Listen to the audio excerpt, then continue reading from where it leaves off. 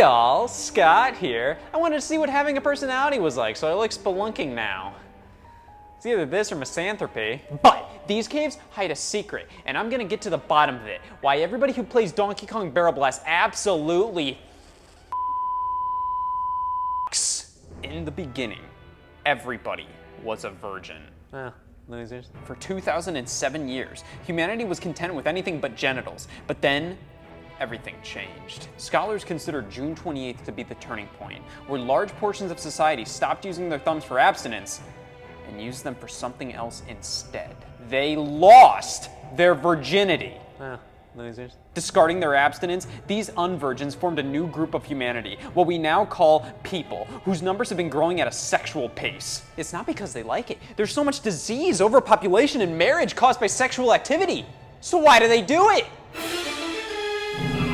It's the curse. These poor souls became too distracted playing Donkey Kong Barrel Blast to fulfill their destiny and fell towards the darkness. But legend has it that one chosen virgin can break the curse of Barrel Blast, beat the game to defeat the monster from within, all while abstaining from sex and restoring virginity to our world. Society may have lost its virginity, but I'm here to find it.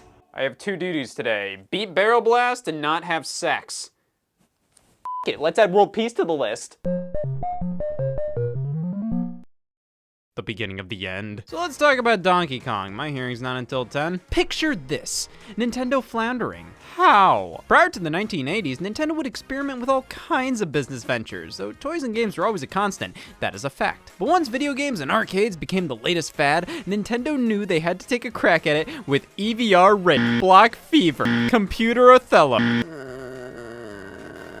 This isn't working out. Okay, the game Radar Scope was a monumental flop in North America. Just take those machines and make a new game out of them, and that is how we got to this point. The original Donkey Kong from the arcades, a smash hit born out of 1981, was one of the first platformers as we know them today, which is just one of the many reasons behind its importance. This was the game that solidified Nintendo as a titan in gaming, the game that gave Shigeru Miyamoto his start in game design and direction, the game that introduced the most iconic video game character, debatably fictional character, of all time: Jumpman. You ever just accept this as an icon of society? Mario's first appearance, originally named Jumpman. You got a 2-for-1 here with icons, though as a kid I found it strange how you didn't play as the titular character. I mean, it's straight up called Donkey Kong, Nintendo. Read the room. Wanna play as an ape, wanna play as an ape.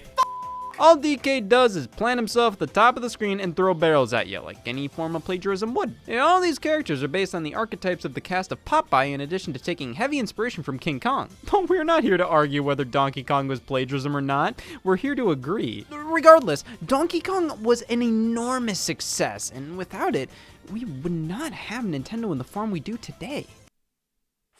Donkey Kong. Of course, now with the successful property, Nintendo learned that it's never too early to start giving up. Donkey Kong Jr.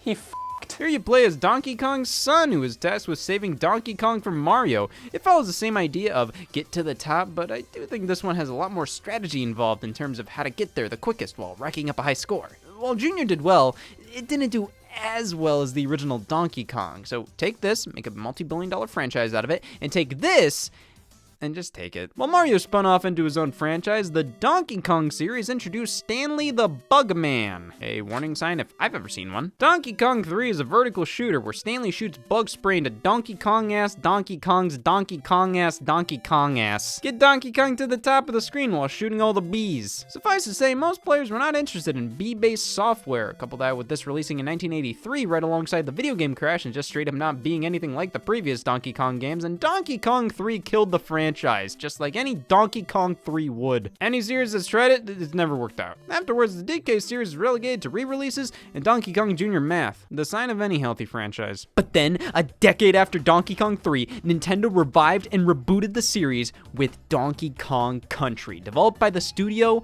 Rare. It didn't evolve the arcade gameplay, rather it took the character of Donkey Kong, made him the protagonist, and built new worlds, characters, and a standardized style of gameplay to make this more of an actual series rather than flavor of the month, spray this monkey's ass with bug spray. I'll take chocolate. Your villains were the Kremlings. You had a whole Kong family, including Donkey Kong's new sidekick, Diddy Kong. You had some of the most impressive graphics on a console up to that point. Donkey Kong Country was a massive success, and every massive success leads to a sexual revolution. Donkey Kong Country 2, 3, Game Boy side games, Donkey Kong Land 1, 2, and 3, Donkey Kong 64, bringing the series into 3D for the first time ever, all developed by Rare. Donkey Kong was finally starting to be treated like the Mario series with all this support. But even when that series was just a spin-off of Donkey Kong, it received loads of spin-offs itself in the form of Dr. Mario, Mario Golf, Mario Tennis, Mario Kart. So with all of these new games taking place in a world primed for expansion, it was fair to expect Donkey Kong to receive some spin-offs of his own, and in 1997, damn it, Diddy Kong Racing, not Donkey Kong. Donkey Kong doesn't appear at all in this game. In fact, fundamentally, no Donkey Kong or Donkey Kong Country elements appear outside of Diddy Kong himself. Like, you made this whole ass new world in the country games, and then the racing game's spin-off features crunch. These are just a bunch of damn Build-A-Bears. But hey, Diddy Kong Racing was an excellent kart racer, one that, to some, surpassed Mario Kart 64. You can tell it did by all the sequels it got. And it was still developed by Rare. They made all the Donkey Kong related stuff back then, and going into the GameCube generation, they were poised to make more. Oh, come on! That threw a wrench into plans, one of the most infamous studio acquisitions of all time. Microsoft buying Rare, making it impossible for them to continue being the head developer of Donkey Kong, considering how they were owned by Nintendo's rival. Many look at this as one of Nintendo's biggest blunders. I mean, outside of Donkey Kong, Rare developed GoldenEye, Banjo-Kazooie? You fool! But the thing is, I feel like if Nintendo saw legitimate value in their continued relationship with Rare, they would have purchased them, no doubt. Even though Nintendo owned 49% of the company at the time, Rare went to them as game development was becoming too expensive for them not to be a flat-out subsidiary. And Nintendo said no. They bought ND Cube 10 years later. They made Tube Slider. And even though they supposedly made some bids to buy Rare once Microsoft and Activision were throwing offers around, just the fact that they allowed an opening for them to be purchased by a competitor in the first place says to me they didn't value their work as much as we think they did. I mean, Rare made like half the Nintendo 64 library, and you bought... Welcome back to Nintendo Makes Good Choices. Oh man. Rare did have some Donkey Kong projects in the works at the time though, all spin-offs actually. There was Donkey Kong Coconut Crackers, a puzzle game for Game Boy Advance, and Diddy Kong Pilot, a Game Boy Advance successor to Diddy Kong Racing. While Microsoft forbade Rare from making GameCube games, they could still produce Game Boy Advance titles simply because Microsoft wasn't in the handheld market, so bring on It's Mr. Pants. And 9 months later, you were born. These were reworked versions of those Donkey Kong projects. Coconut Crackers became Pants, and Diddy Kong Pilot became Banjo Pilot. But there was a big one that never saw the light of day. Donkey Kong Racing for GameCube. This seemed to be the logical evolution of Diddy Kong Racing, incorporating far more Donkey Kong Country elements, riding animal buddies from those games, taking place in these jungle settings. But of course, this was canceled after Rare's acquisition. They attempted to rework it into a few different projects without the DK license for Xbox and Xbox 360. That never worked. Guys, it's not Donkey Kong Racing. It's Earl! While all these projects were retooled or canceled, Nintendo and Rare would collaborate again via the Donkey Kong Country re-releases for GBA. Yeah, sure, we can still be friends. You'll just hear me and my new boyfriend f*** all the time. Rare developed these ports, so there was some wiggle room for them to work on Nintendo games. Maybe they could make some brand new portable DK titles. Tell me when. The 2000s! Listen, I'm just throwing it out there. Bad era for Donkey Kong. Economic recession. Without its key developer of the past decade, I think Nintendo didn't really know what to do with this thing. Be honest, if you had the keys to this kingdom, you wouldn't either. So f*** it, let's get weird. All according to plan. The most well-known Donkey Kong project from the 2000s has to be the Donkey Konga series, rhythm games for the GameCube developed by Namco, specifically because of their work on the Taiko Drum Master games. I mean, comparing the two, they're very similar, but where Donkey Konga differs is its use of that, and the DK Bongos accessory. Sure, you can play Donkey Konga with a regular controller. You can also brush your teeth with mice. But it was designed around the DK Bongos. Smack and clap along to the music, it was a gimmicky yet very novel spin-off idea for DK. The barrel-like bongos were a trademark of the series ever since that first arcade game. The title itself featured characters from the Donkey Kong Country series. Diddy Kong Racing may have been the better Donkey Kong spin-off, but Donkey Konga was the better Donkey Kong spin-off. And a lot of that was due to those damn bongos. I mean, talk about unique accessories. Go on, talk about them. So of course, you couldn't just stop at one use for these things. I mean, they're bongos. There's a million things you can do with them, all of which are Donkey Konga based. Donkey Konga 2 is basically just more of the same, now with an updated song list, and the same can be said for Donkey Konga 3, though that one never left Japan. They wanted to make the most out of these bongos, and after 3 rhythm games, many would stop right there, but Nintendo refused. This was Donkey Kong Now, a bongo's bitch, because Nintendo's prime development team, EAD, pumped out Donkey Kong Jungle Beat, a brand new Donkey Kong platformer for GameCube designed around using the DK bongos. To prove the skeptics wrong? I mean, Jungle Beat is a very well-designed and fun game, and a new Donkey Kong platformer developed in-house at Nintendo ain't something to complain about if you weren't in the house next to them. Donkey Kong's presence on the handhelds was just as abnormal, though. Outside of the country games, we got DK King of Swing on the GBA in 2005, developed by Payon. Somebody had to do it. Now, who is Payon? Well, the developer of DK King of Swing, of course. Thanks, Dad. They seem to be mostly a support studio, one you call if you need help getting things done. But this happens to be one of their few sole development credits. This is a Payon-only joint, and it's something only they can do. Disappoint me. The King of Swing isn't bad, it just feels painfully generic. Like, this could have been for any franchise, but with an added Donkey Kong coat of paint. Ew. It's just a puzzle platformer, nothing too offensive, but my god, when I look at this, I want to feel! You grab onto these walls and continually move clockwise or counterclockwise, depending on what hand you grab them with. It's a fine idea, it's just the execution is a bit bland. At that time, King of Swing was the closest we really got to a traditional DK game outside of Jungle Beat, and how close was that really? Oh, Jungle Beat only retained Donkey Kong bananas and barrels from DKC. Outside of that, that's what I'm saying! Payon proved themselves worthy of crafting new yet simple Donkey Kong-based experiences for handheld, so Nintendo commissioned them again for a King of Swing sequel on Nintendo DS, DK Jungle Climber. God damn, I mean, DK King of Swing was simplistic looking, but at the very least it had some sort of funky style to it. This is just pathetic. Like, don't do that! So Pan was head of the DK series, pumping out tolerable experiences. Rare came back one last time to develop a Nintendo DS remake of Diddy Kong Racing with more Donkey Kong references in tow, both in 2007. So Nintendo was pumping out DK spin-offs like mad this year. Why not another? Hey, so we have one series of DK spin-offs made by Payon, another focused on racing, even if Donkey Kong Racing never saw the light of day, and another that'll get you evicted. So for the third Donkey Kong spin-off in 2007, let us combine all three to get— oh, what the f—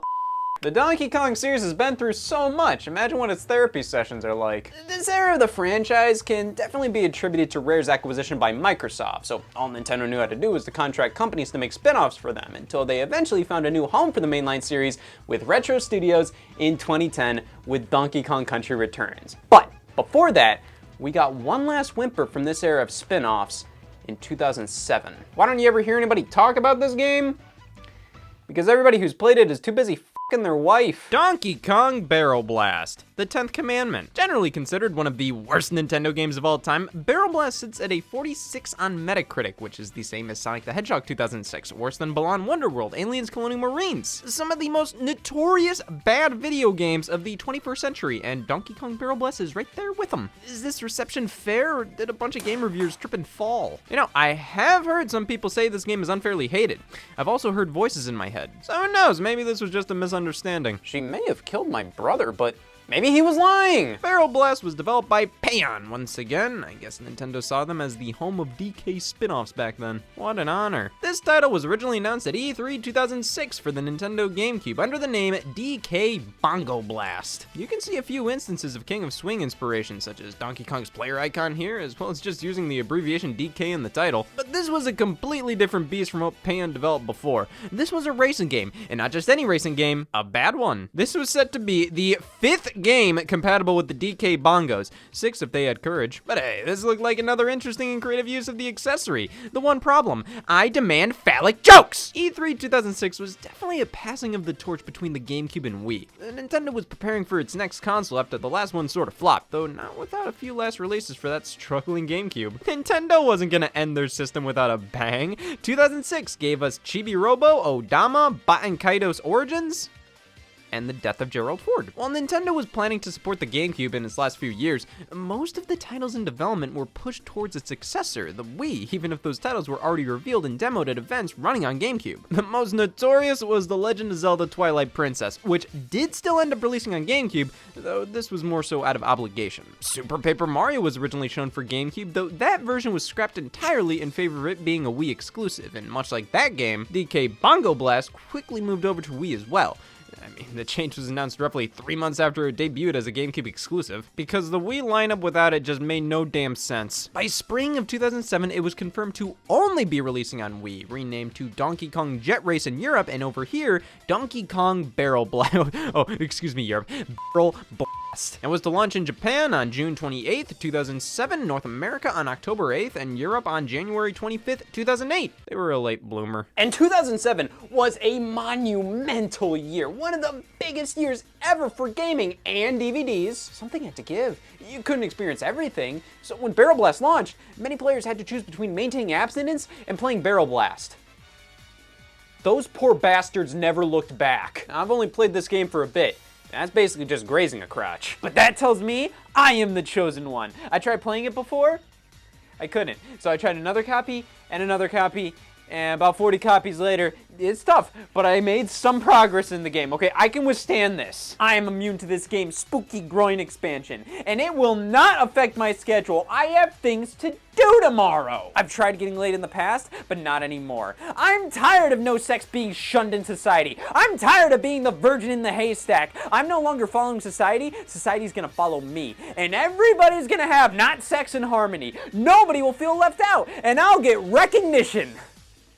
A custom mug at least. I could use a bodyguard to ensure no unnecessary crotch enters the premises, but I must go forth regardless. With great power comes great virginity. I will restore chastity to this world. I can beat Barrel Blast without having sex.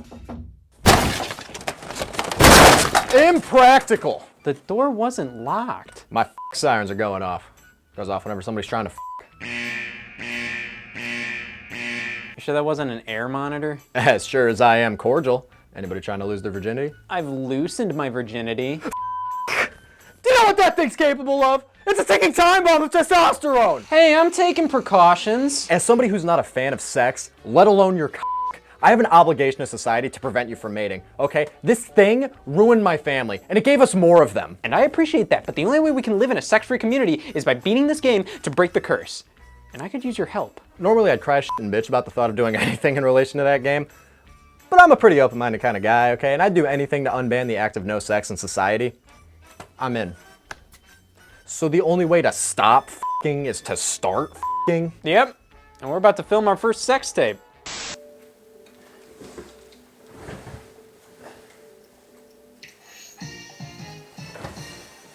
Donkey Kong Barrel Blast or Donkey Kong Jet Race. Which one's the better name? The one that's not this. Shake the Wii Remote and Nunchuck to race. What is this, some kind of shitty game? Obviously with the jump to Wii, they had to include Wii Remote controls, and these seem to be a direct conversion of how your integrity would be lost with the DK Bongos. But hey, the Wii supports GameCube controllers. You can play GameCube games on the Wii, including all the DK Bongo games. Hell, some Wii games allow you to use GameCube controllers. So, of course, with Barrel Blast being designed to use the DK Bongos, it just makes perfect sense for the final release to support the accessory, or at the very least, the traditional GameCube controller, as it was clear you could use it with older builds of the game. But of course, what makes more sense? This game doing that, or realizing I have trust issues? Lucky you, that's the first step to not getting laid. So that's what foreplay sounds like. Gotta say, Barrel Blast is one of the quickest loading Wii games I've ever played.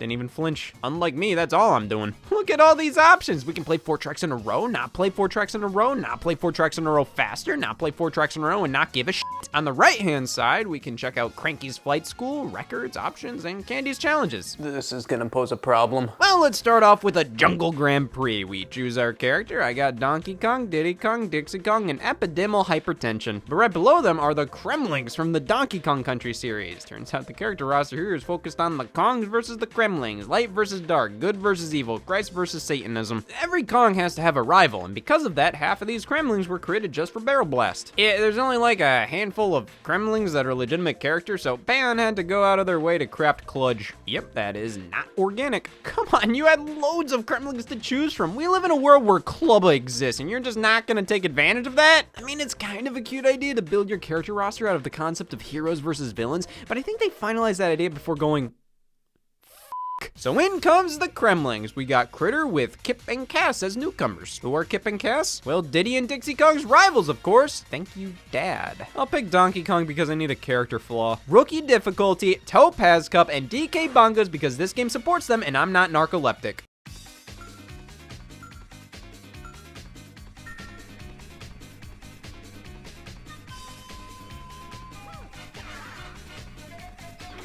No support for the DK Bongos. The entire reason behind this game's concept, the entire reason this game exists in the first place. Now, it's just shake the Wii remote and nunchuck to race. Yeah, well, that's not a selling point. That's a cautionary tale. The Wii's appeal was that the motion controls mimicked real-life scenarios, which is why Mario Kart Wii came bundled with the Wii wheel and had you steer as if you were driving a car. That was legitimately exciting for casual audiences back then. But Barrel Blast came out earlier, and what does Barrel Blast do to simulate driving with this immersive motion-based video game controller? Suffice to say, I failed my initial driving test. So, Donkey Kong Barrel Blast is a racing game in the DK universe designed around the DK bongos. Thus, of course, all characters have rocket-powered bongos attached to them at all times, naturally. By hitting them, you accelerate and can move left or right by hitting left or right. Now, with the bongos peripheral, it's obviously one big, giant, stupid excuse to use them, but a creative and somewhat charming one at the very least. Without the bongos, it goes from stupid to just fucking dumb. Shake the controllers as if you're banging on the bongos. Wow, it's so realistic. This is the best way this game could have possibly been played. It's almost like I'm actually banging on bongos, and only the Wii Remote and Nunchuck could replicate this sensation. Here's the thing though, you may think that you have to shake the controllers throughout the whole race. No, all you have to do is shake them enough to get to max speed, and then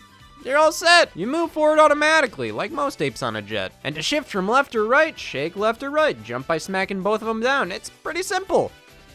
So is murder. You ruined a perfectly good jet barrel race game with motion controls, Nintendo. Why do you keep doing that? I'm not gonna say these controls don't work, but that doesn't mean I'm not thinking it. While this functions, it's far from enjoyable. It's tolerable at best. A gimmick like this only works when you go all the way with it, i.e., bongos. Simulating that gimmick rather than just doing it makes the entire experience feel unnecessary. Like, what's the point? See, they wanted to design a racing game around that old peripheral, much like how Jungle Beat was, with these both feeling like the developers were challenging themselves. Let's make a platformer that uses bongos. It worked, but definitely made the game a bit inaccessible, so when they brought Jungle Beat over to the Wii in 2009, they tweaked the title to be playable with the Wii Remote and Nunchuck, which made it easier to appreciate Jungle Beat from a level design perspective. Though, weirdly enough, its existence felt a bit more forced without the DK bongos. Still a solid game, though what made it special and unique was gone. You can't just expect a game that was designed to work with this to be just as fun and quirky without it. Yeah, it's easier to play Dance Dance Revolution with a D-pad.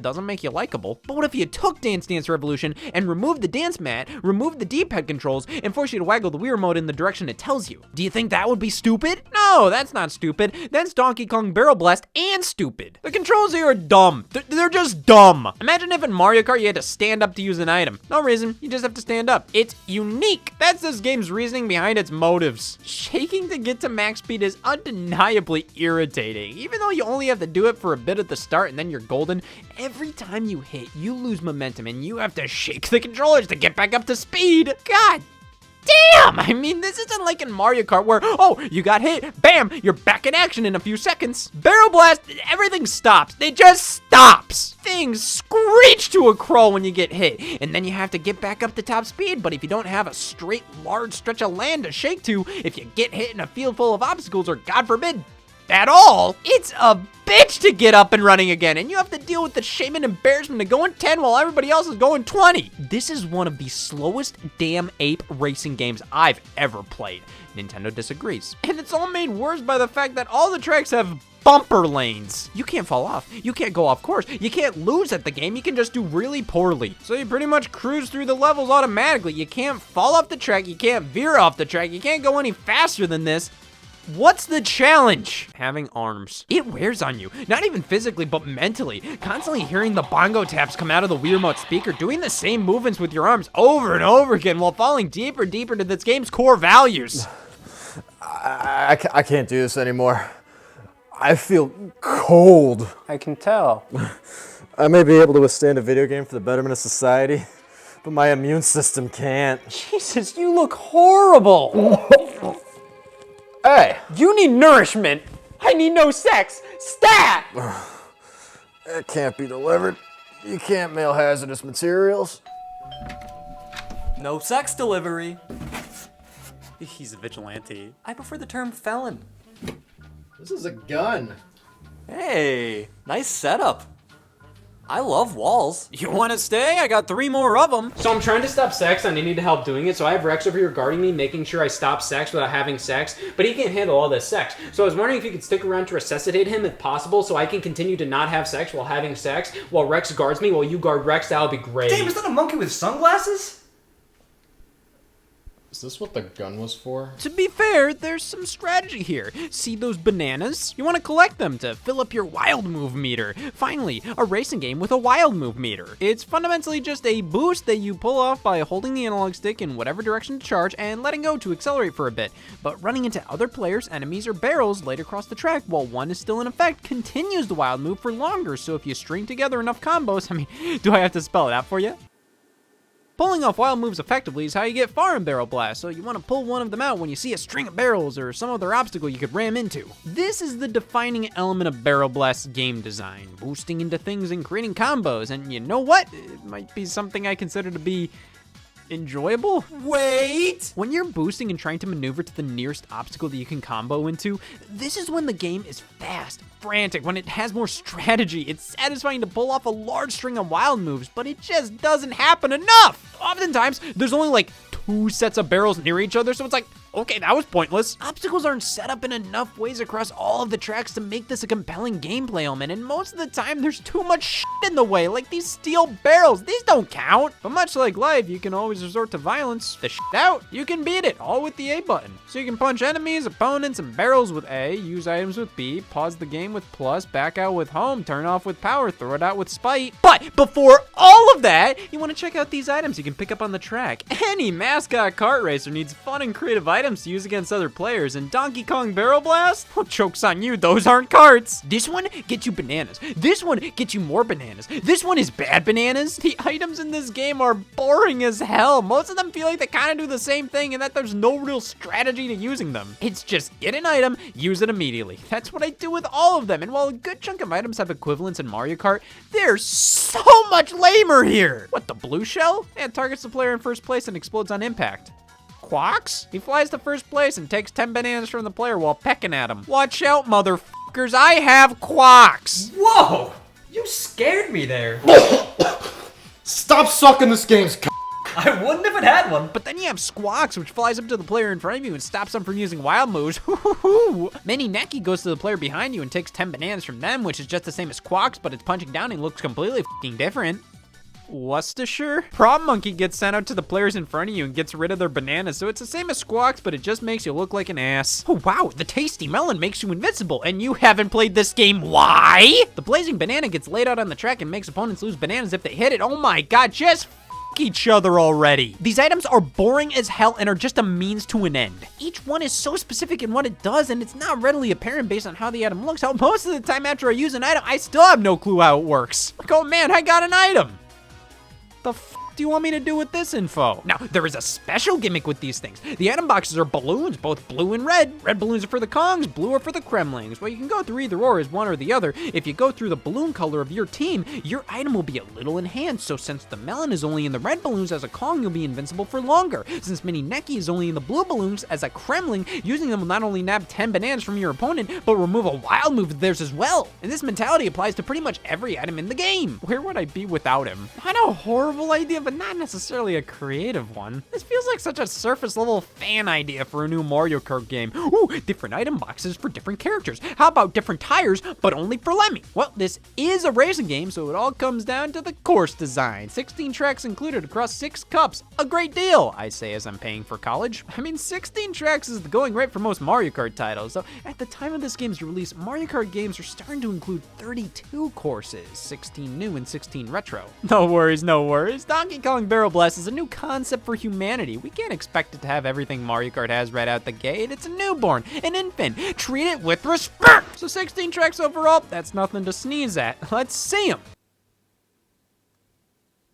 Achoo. We got DK Jungle, DK Jungle Falls, which is more DK Jungle Sunset, Which could be anything. Salty Sea, Shimmering Sea, Open Ocean, all seaside tracks, Mount Dynamite Remix. They didn't even try to hide that one. You see what the problem is here? Yes, there may be 16 courses, but when there are only 7 distinct themes, there could be 40 of them and it wouldn't make a difference. And with every track basically being on rails without being able to fall off the course, it's hard to really tell each one apart and pick favorites outside of the limited themes. Oh, why do you like DK Jungle Falls compared to DK Jungle? Well, I like this barrel being there instead of that barrel being there. And 6 cups? Yeah, sure. The final 2 are Selection Cup and Random Cup. The former giving you the ability to pick whatever 5 tracks to play in a row, and the latter being a random assortment of 5 tracks being played in a row. Why stop there? Why not a Random Selection Cup, where they give you a random limited assortment of tracks to select from? Why not a cup that lets you schedule when you want to play it? Why not a cup that's a calculator? God, there's so many options here.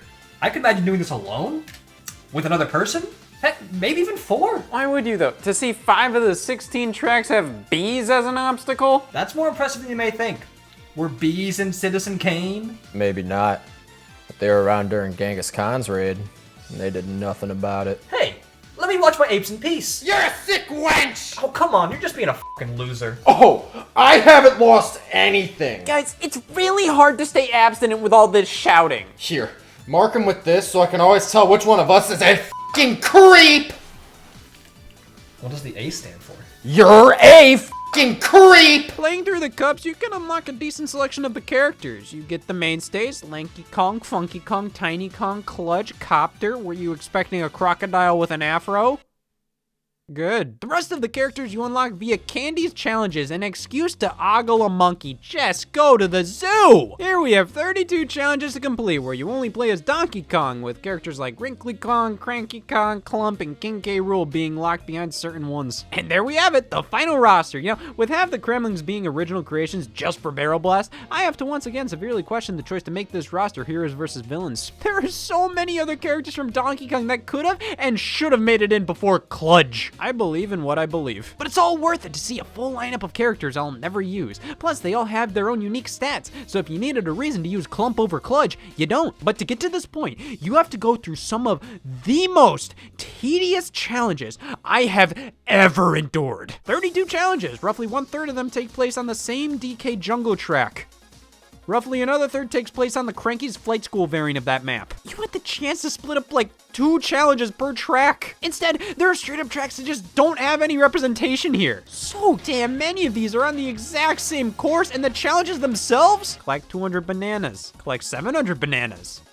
Collect 200 bananas. All run by a monkey that I don't know what Nintendo wants me to think of. Like, Jesus, Candy, just wear a name tag. But hidden behind the final challenge is one last unlockable character. On DK Jungle, goddammit.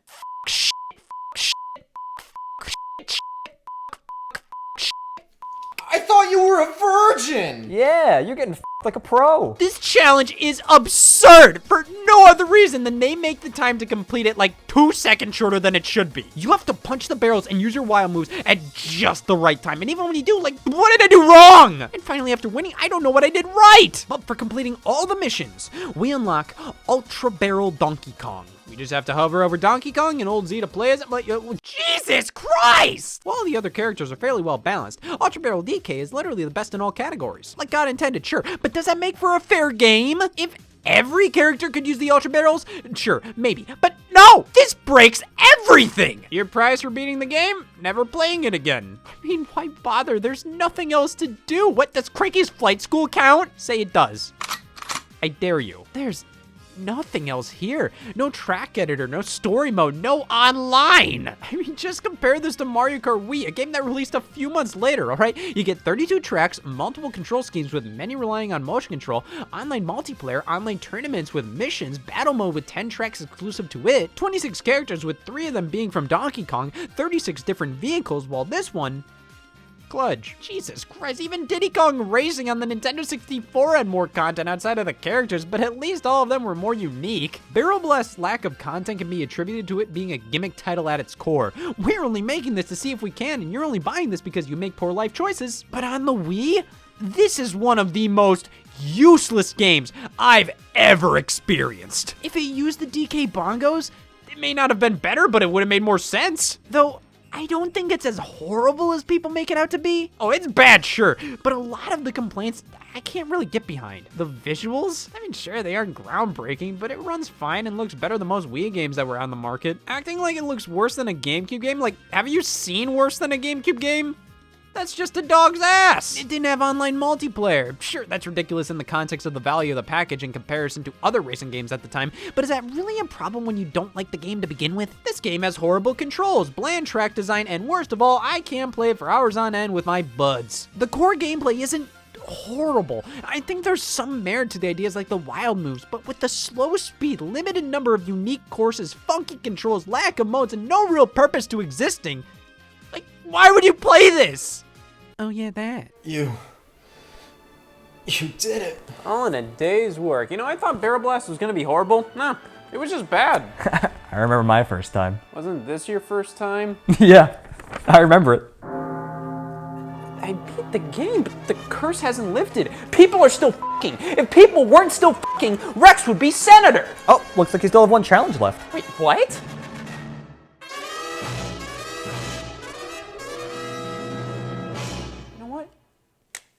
No, it doesn't matter.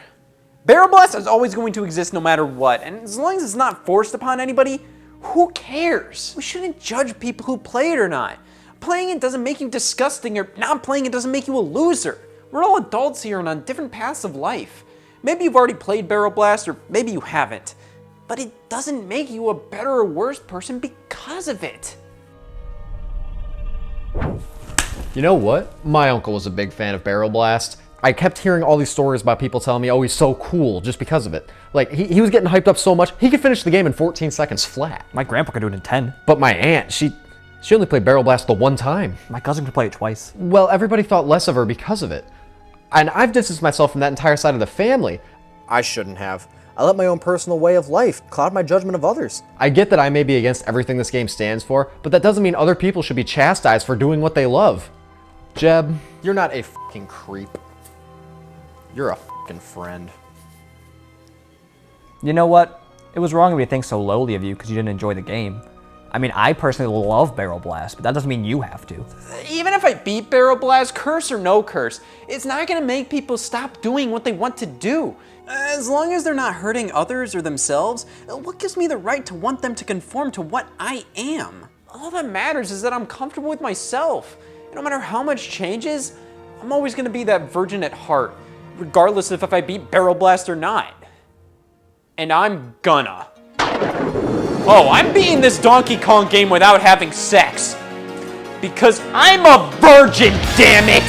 Yeah! Get up! Just don't get up!